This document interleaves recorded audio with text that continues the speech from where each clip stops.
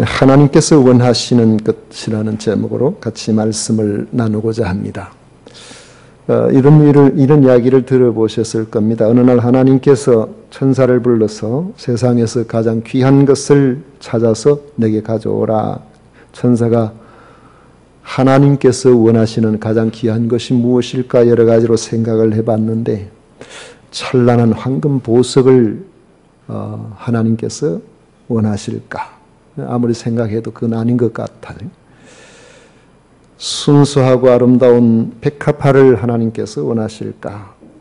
그런데 이것도 오래가지도 않고 금방 시들어버리니까 이것들보다 더 귀한 것이 있지 않겠는가 묵상하는 가운데 아주 애절히 통곡하는 소리를 듣게 되었습니다. 그래 가서 어떤 사람이 무슨 사연으로 이렇게 우는가 해서 보니까 자신의 죄 때문에 통회하고 자복하는 울음소리였습니다. 천사는 그 사람의 눈에서 떨어지는 회개의 눈물방울을 병에 담아 하나님께 갖다 드렸더니 참으로 귀한 것을 가져왔구나 하며 기뻐하시더라는 이야기입니다.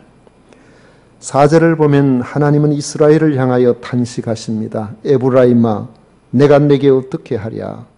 유다야 내가 내게 어떻게 하랴? 왜 하나님이 탄식하셨을까요? 그들에게는 하나님이 기뻐하시는 이런 회개의 눈물이 없었기 때문입니다.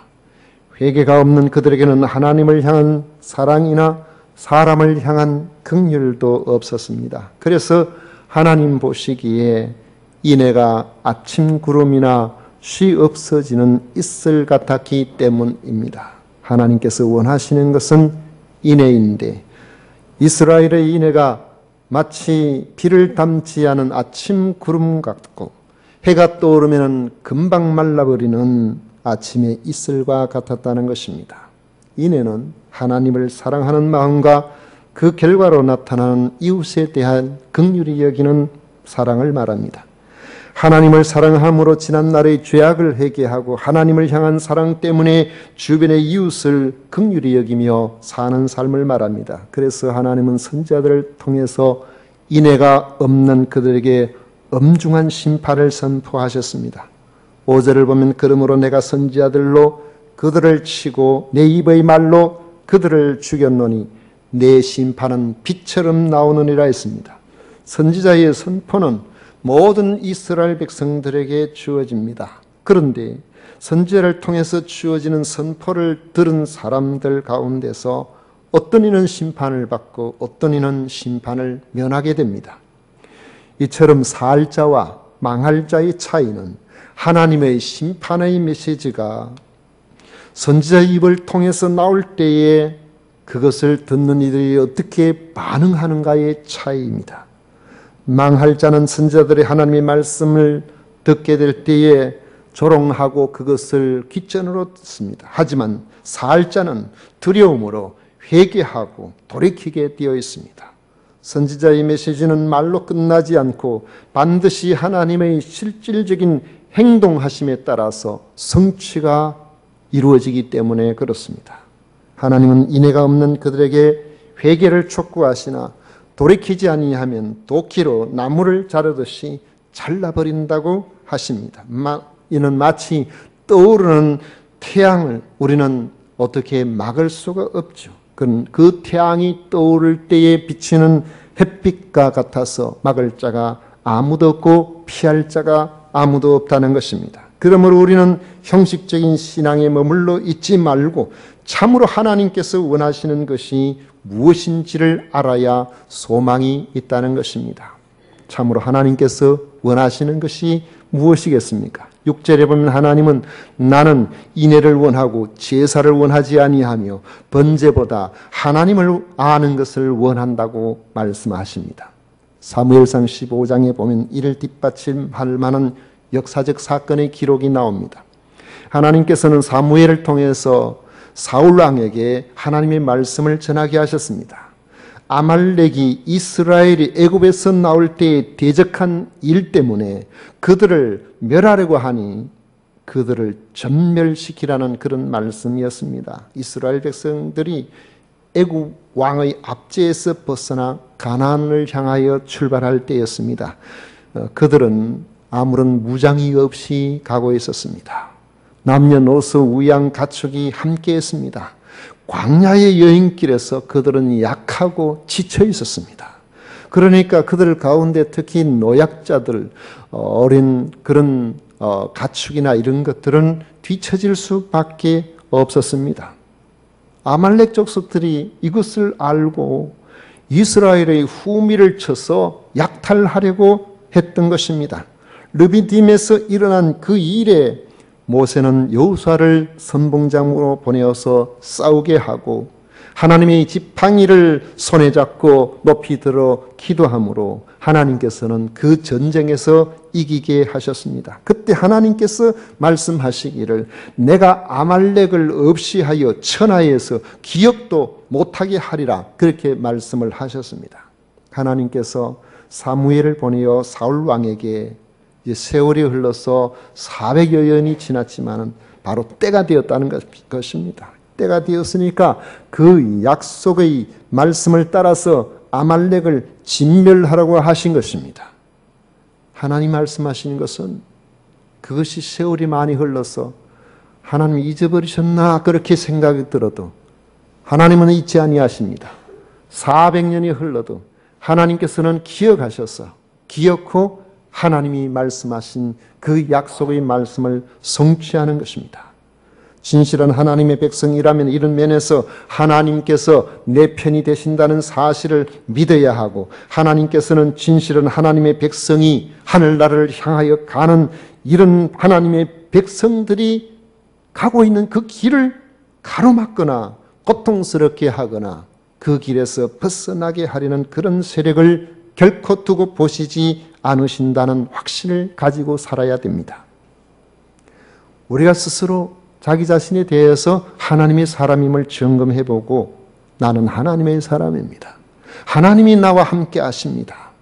이런 확신이 있어야 되고 그렇기 때문에 우리 속에 나를 건드리지 마세요. 나를 건드리는 것은 바로 나와 함께 하시는 하나님을 대적하는 일이 됩니다. 이런 믿음의 확신을 가질 수가 있을 정도로 여러분 마음속에 예수 그리스도 말미암은 하나님의 자녀된 이 확신이 여러분의 삶 속에서 분명해야 우리가 능력 있는 그리스도인으로 살아갈 수가 있습니다.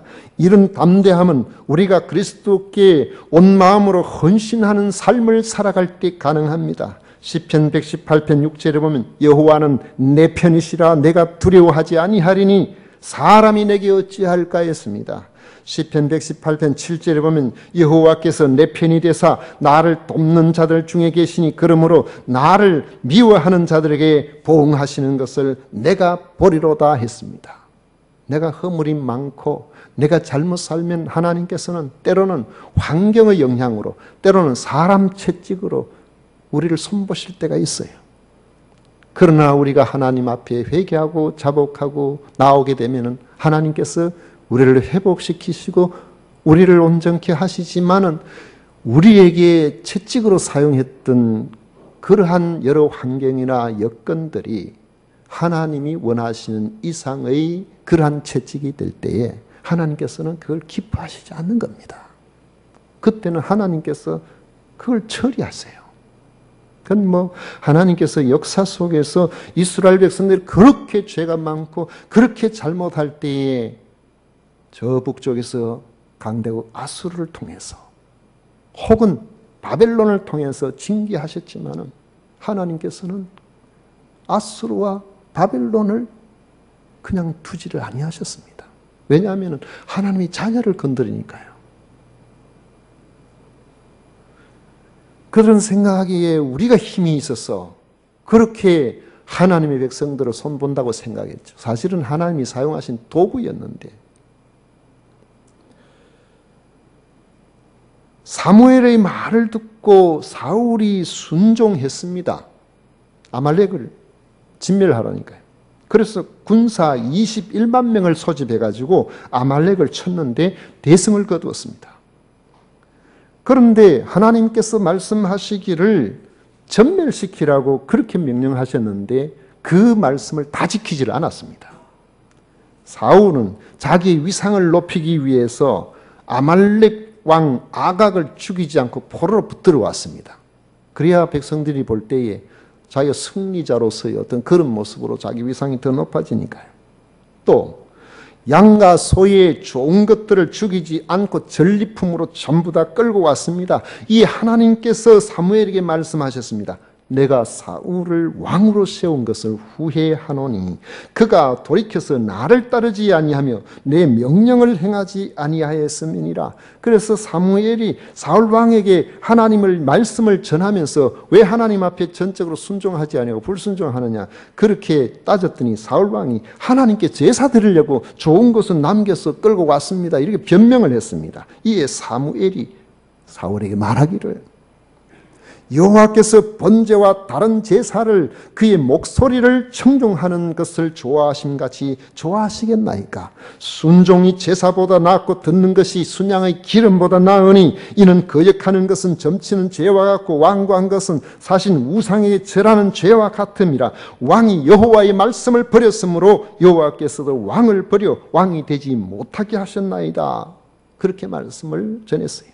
하나님께서 진심 어린 그런 감사와 헌신의 제물을 가지고 오는 것을 왜 싫어하시겠습니까? 예수님 말씀하시기를 네 보물이 있는 곳에 네 마음이 있다 그러셨거든요. 우리가 돈을 쓰는 걸 한번 생각해 보십시오. 돈 왜 씁니까? 우리 자녀들을 위해 쓰잖아요. 우리가 필요한 것들을 위해 쓰잖아요. 돈은 함부로 쓰지 않습니다. 그만큼 중요하기 때문에. 그래서 귀한 사람, 중요한 사람, 사랑하는 사람을 위해서 돈을 쓰는 거죠. 그래서 돈이 간다 하는 것은 내 마음이 간다는 것이고 이 돈이 간다는 것은 굉장히 중요한 우리의 마음의 표현이 된다는 겁니다.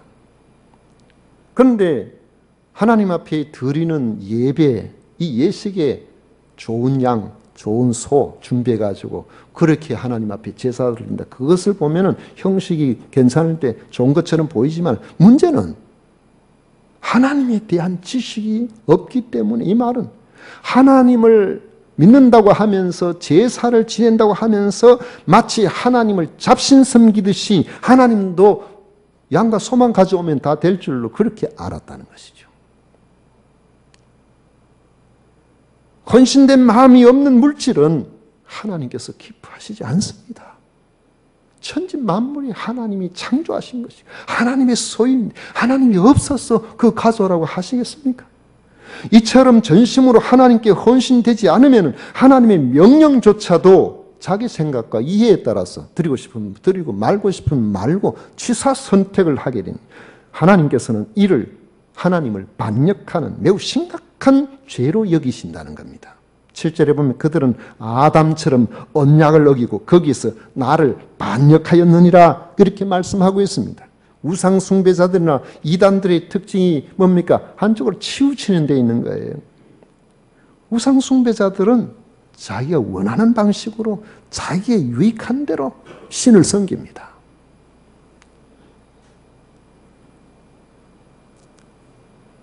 여러분 손 없는 날이라는 말 들어보셨어요? 손 없는 날. 저는 손 없는 날로 이런 말이 처음에는 이게 뭔 말인가 그런 생각을 해요. 손이 뭔가? 손이 그냥 우리가 손님을 손이라고 하는가. 그래서 제가 찾아보니까 손이 덜 손자인데 사람의 활동을 방해하고 사람에게 해코지하는 귀신을 손이라 그래요. 그래서 손 없는 날은 귀신이 활동을 안 하는 날, 사람을 해코지하는 귀신이 활동을 안 하는 날이에요. 우리나라에서는 뭐 결혼을 하든지 이사를 하든지 기업을 하든지 이런 태길의 기준이 손 없는 날이에요. 이 토속신앙. 그건 토속신앙이 이런 문맹세에 의해 벌써 다 끝난 줄 알았더니만 요즘 보니까 그게 아니더라고요. 기업을 하든지 이사를 하든지 대부분의 사람들이 이사집 센터 이야기 그날은 손 없는 날이라서 좀 비싼데요. 그 이야기를 쉽게 들을 수가 있어요. 그런데 이 손 없는 날이 이제 귀신이 활동을 안 하니까 그날에 이제 뭔가 이사도 하고 뭐도 하고 그렇게 이제 한다고 하는데 그날이 많지를 않아요. 제가 날짜를 가르쳐 드리고 싶지만 여러분 시험이 들까 싶어서 지금 이야기는 안 합니다. 열흘 가운데 이틀밖에 안 된다. 그러니까 사람들이 전부 그날 이사를 가려고 하고 그날 기업을 하려고 하고 그러니 돈이 비싸단 말이죠. 이사 비용이 다른 때보다 상당히 더 비싼 거예요.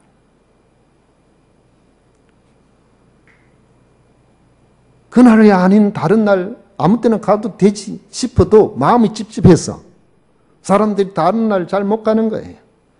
그렇다고 전부 그날 다 하려고 하니까 여러분 열흘에 이틀이니까 결혼하기에 좋은 날이 손 없는 날이라 그러면은 그날이 토요일과 주일이 안 될 가능성이 대단히 높습니다. 열흘에 이틀밖에 안 되니까. 근데 사람들이 왜 전부 토요일하고 주일날 전부 모여서 그날 결혼식을 합니까? 그거 희한하지 않아요? 그래서 이렇게 알아보면요. 그날도 괜찮은 방법이 있습니다. 이사하는 날, 그날 도저히 시간이 안 된다고 하면, 그런 평일날, 다른 날, 그런 이사를 할 수밖에 없는 그런 상황에도 이사해도 괜찮은 방편을 마련해 놓은 것입니다. 편법이죠. 그걸 어떻게 하느냐. 이사하기 하루 전날 미리 가서 자면 됩니다. 그럼 귀신이 헷갈리는 거예요. 이사를 어느 날 하는가. 또 이사를 할 때에 동서남북 사방에서 귀신이 활동하는 그게 다 다르다고 해요. 그래가지고 손 없는 날 방향이 귀신이 방향을 헷갈리도록 만들도록 하면 된다. 동쪽에서 서쪽으로 이사를 가야 되는데 동쪽에서 서쪽으로 가면은 귀신이 해코지 할 테니까 저 북쪽으로 돌아가지고 그렇게 이사를 하면은 귀신이 다른 방향에서 오는 줄 알고 해코지를 못 한다. 그럴 형편도 안 되면 어떻게 합니까? 소금하고 팥을 준비해가지고 문 입구에도 뿌리고 창에도 뿌리고 어디도 뿌리고 그렇게 해서 액땜을 하면 됩니다. 그것도 준비 못했는데요. 그래요. 그러면은 이사해놓고 그 집에 자지 말고 여관에서 자고 오면 됩니다. 우상 숭배는 우상을 위한 섬김이 아닙니다. 결국 자기 형편, 자기 욕심대로 자기 마음 편하려고 한다는 것이죠. 우리가 하나님을 섬기는 것을 이런 식으로 섬기면 안 된다는 거예요. 이단들의 교리 형성 과정도 별로 다르지 않습니다. 성경을 가지고 자기들이 추구하는 그런 목적을 향하여서 짜집기를 하고 교리화시켜서 그것을 절대적으로 따르게 만듭니다. 그렇지 못할 경우에 두려움을 주는 거예요. 그래서 그 가르침에 몰입하게 되면 가정을 무너뜨리게 만들고 사회를 혼란하게 해버리는 것입니다. 하나님은 눈에 보이는 화려한 제사 의식보다 인애와 하나님을 아는 것을 원하십니다. 하나님을 참으로 아는 자는 하나님께서 베푸신 그 사랑 가지고 이웃을 불쌍히 여기고 관심 가지고 그렇게 나가는 거예요. 그런데 이스라엘은 그렇지 않았습니다. 하나님을 버리고 우상을 섬겼기 때문에 하나님을 두려워하지 않았습니다. 그래서 자신에게 유익이 된다면 어떤 불의한 일들을 그렇게 행한다고 하더라도 눈에 보이는 자기에게 유익만 있다면 다 가능했다는 것이죠. 그래서 뇌물만 주면 약자를 괴롭히고 심지어는 사람을 죽이기도 하고 온갖 어려움들, 사회적 약자에게 고통을 더 심화시키는 이런 일들이 북이스라엘과 남유다에 발생하게 되었던 것입니다. 8절과 9절에 보면은 길랏과 세겜이 나오죠. 8절에 보면 길랏은 악을 행하는 자의 거울이라 피 발자국으로 가득 찼도다. 강도떼가 사람을 기다린 같이 제사장의 무리가 세겜 길에서 살인하니 그들이 사악을 행하였느니라. 여기 나오는 길랏과 세겜은 도피성입니다. 하나님께서는 이스라엘 백성들에게 도피성을 6개를 마련하도록 하셨거든요. 에덴 요단강을 중심으로 서쪽에, 북쪽에, 중간에, 남쪽에 3개. 요단강 동편에 마찬가지로 북쪽에, 중간에, 남쪽에 3개. 왜 이렇게 분산을 시켜놨냐 하면은 위급한 일이 있을 때 가장 빠른 곳에 도망가라고 이 도피성을 만들어 놨어요. 도피성은 실수로 사람을 죽인 사람이 자기 가족이 죽었을 때에 실수든 뭔든 모르잖아요. 그러니까 화가 나죠. 원한에 사로잡히죠. 그래서 내 가족을 죽인 사람에게 보복하려고 하는 겁니다. 그 보복은 살인이에요. 그래서 화가 난 보복자를 피해서 자기 생명을 살리기 위해서 급히 도망할 수 있도록 만든 성읍이 바로 도피성입니다. 도피성에는 제사장들과 레위인들이 주로 살았는데요. 그들은 실수로 사람을 죽임으로 그 가족들이 분노해서 생명의 위협을 느끼고 그 생명을 보존하기 위해서 도피성으로 도망온 그 사람들을 보호할 책임이 있었던 겁니다. 도피성에 살고 있는 제사장들은 그들을 보호해야 됩니다. 그들이 고의로 사람을 죽인 것이 아니라는 사실을 밝혀주고, 만약에 고의로 사람을 죽였다면 도피성에 있을 자격이 없거든요. 실수로 되어진 일이라면 그 어떤 사람도 그 사람의 생명을 빼앗을 수 없도록 그 성에서 계속 머물러 살 수 있도록 적극적으로 보호해 줘야 될 책임이 있었습니다. 그런데 오늘 말씀해 보면 도피성에 피하려고 오는 사람을 오히려 그 입구 길에서 강도떼같이 기다리고 있다가 죽여버렸다는 것이죠. 이런 일이 빈번히 일어났다는 겁니다. 왜 제사장들이 그렇게 했을까요? 아마도 도망자를 추적하는 사람들에게 대신 원수를 갚아주는 조건으로 뇌물을 받고 도피성에 들어가기 전에 살인을 저지른 것이 아닌가 추측이 됩니다. 하나님을 두려워하지 않았으니까요. 도피성은 하나님의 인애가 드러나는 장소였습니다. 그런데 그런 도피성조차도 인간적인 탐욕으로 불의를 행하고 뇌물을 받고 살인을 저질 정도로 그 당시에 이스라엘이 타락해 있었다는 것입니다. 이런 점에서 남쪽 유다도 별로 다르지 않았다는 거예요. 그래서 하나님께서는 11절에 말씀하십니다. 또한 유다여, 내가 내 백성의 사로잡힘을 돌이킬 때에 내게도 추수할 일이 정하여졌느니라. 북방 이스라엘이 하나님께 범죄함으로 심판을 당할 때에 남방 유다도 안심해서는 안 된다는 것입니다. 왜냐하면 추수할 일, 바로 심판의 때가 정해져 있기 때문에 그렇다는 것입니다. 추수 때의 가장 중요한 일은 알곡과 가라지를 나누는 겁니다. 알곡은 따로 모아서 창고에 넣어두지만 쭉정이는 따로 모아서 불을 태웁니다. 너무 많기 때문에 불 질러가지고 재나 이런 것들을 가지고 나중에 거름으로 사용하죠. 하나님은 인애가 없는 백성을 용납하지 아니하신다는 겁니다. 인애는 하나님을 향한 사랑이 진실함을 확인시켜 주는 증거가 되기 때문에 그렇습니다. 하나님은 인애를 원하십니다. 하나님을 향한 진실한 사랑을 회복하라는 것입니다. 날 구원하신 하나님을 참으로 사랑하며 살지 못한 그런 참회의 눈물이 필요한 시대라는 것입니다. 그 참회의 눈물이 나의 온갖 상처를 치유하게 될 것입니다. 그것이 육신의 질병이든 삶의 혼란스러운 일들이든 경제적인 여러 어려움이든지 간에 어떤 경우라고 할지라도 하나님 앞에서 하나님, 내가 지금까지 살아온 삶이 참으로 하나님을 사랑하며 살았는지, 그 사랑 가지고 우리가 서로를 바라보고 그렇게 살아왔는지, 바로 그것을 우리가 잘 살펴보고 그것을 감당하고 하나님 앞에 회개하고 자복하면 상처는 치유될 것이고 좌절은 극복하게 될 것이고 온갖 문제들은 해결되게 될 것이라는 겁니다. 하나님을 향한 사랑이 진실하다면 여러분, 우리 자신 이거요, 간단하게 우리 자신을 점검해 볼 수 있는 부분이 있습니다. 그건 바로 예수님 당시의 바리새인처럼 이 사람들이 하나님 이야기를 얼마나 많이 했습니까? 그런데 왜 예수님께서 이들을 책망했습니까? 이 사람들이 재판장 노릇을 했다는 거예요. 자기 자신을 돌아보지 않고 늘 다른 사람을 보면서 저 사람은 왜 저래, 저 사람은 어떻게, 늘 다른 사람, 이 사람들이 똑똑한 것처럼 보여도 참으로 어리석은 거예요. 여러분, 우리도 이거 우리의 이런 습관 들어놓으면 하나님의 은혜 속에 살지 못하고 삶에 환난이 많습니다. 여러분, 우리 자신들이 늘 하나님 앞에서 겸비한 존재로 바라요. 다른 사람에 대해서 비판의 그 칼날이 너무 예민하지 않도록 여러분, 우리 조심해야 됩니다.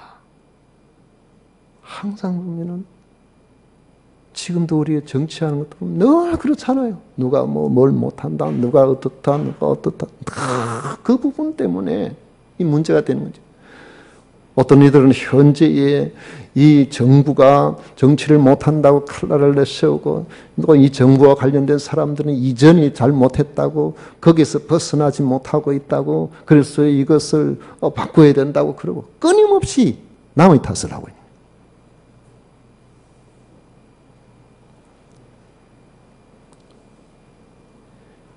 우리에게 필요한 것은 타인을 판단하는 재판장의 자리가 아니라 하나님께서 우리에게 참으로 재판장이 되신다는 사실을 알고 하나님 앞에서 우리는 섬김의 자리로, 각자의 자리로 내려와야 된다는 것이죠. 주어진 그 위치에서 타인에게 부정적인 것, 안 좋은 것, 그런 거 보고 그걸 입으로 또 반복해서 이야기하고 이 사람 저 사람한테 이야기하고, 이런 삶이 아니고 감사주고 그를 위해서 기도해주고, 내 자신이 그렇게 살지 못하였음을 하나님 앞에 회개하고 통회하고 자복하는 그러한 눈물로서 나아가게 된다면 우리 하나님께서 우리의 그 눈물을 귀하게 보실 것입니다. 이런 눈물을 가진 성도들이 이 나라에 있다면 하나님께서는 이 나라를 굳건하게 붙들어 주실 겁니다. 회복의 날 주실 거예요. 사람이 어떻게 하는 것 그거 쉽지 않아요. 그러나 하나님 하시면 금방 해결돼 버립니다. 저는 과거에 박정희 정권이 영원할 것처럼 느껴졌었어요. 그런데 하루아침에 뒤바뀌어 버리더라고요. 왜 우리가 하나님 하신 일을 바라보고 믿고 기도하지 못하고 사람이 이 문제를 끊임없이 하다 그렇게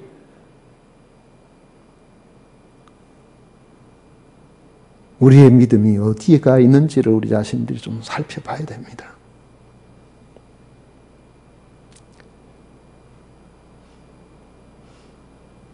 인애가 없으면 하나님을 아는 것이 없는 것이요. 하나님을 아는 것이 없으면 죽정이 신앙입니다. 죽정이는 정해진 추수날, 심판날이 되어버립니다. 그게 두려운 거죠. 하지만 인애를 회복하면 하면 알곡이 쭉정이어 섞일 일이 없어요. 하나님은 그런 실수를 안 하십니다. 아모스 9장 9절에 보면 보라 내가 명령하여 이스라엘 족속을 만국 중에서 체질하기를 채로 체질함 같이 하려니와 그 한 알갱이도 땅에 떨어지지 아니하리라. 우리도 반드시 추수 때가 있습니다. 그러므로 우리는 깨어 있어야 합니다. 무엇을 사랑하며 사는지를 절실한 마음으로 인식하고 살아가야 됩니다. 회개하고 자복하는 마음으로 하나님께서 원하시는 인애를 가슴에 담고 살아가기를 힘쓰신다면 내가 국가를 뒤바꾸지는 못해도 하나님께서는 우리와 같은 이런 중심들을 하나하나 담으셔서 하나님께서 문제를 해결해 주실 것입니다. 우리의 가정을 붙들어 주실 겁니다. 이 사회를 하나님께서 붙들어 주실 것입니다. 추수의 날 여러분들은 모두 천국 곳간에 들어가시게 될 것입니다. 이런 은혜가 우리 모두에게 함께 하시기를 축원합니다.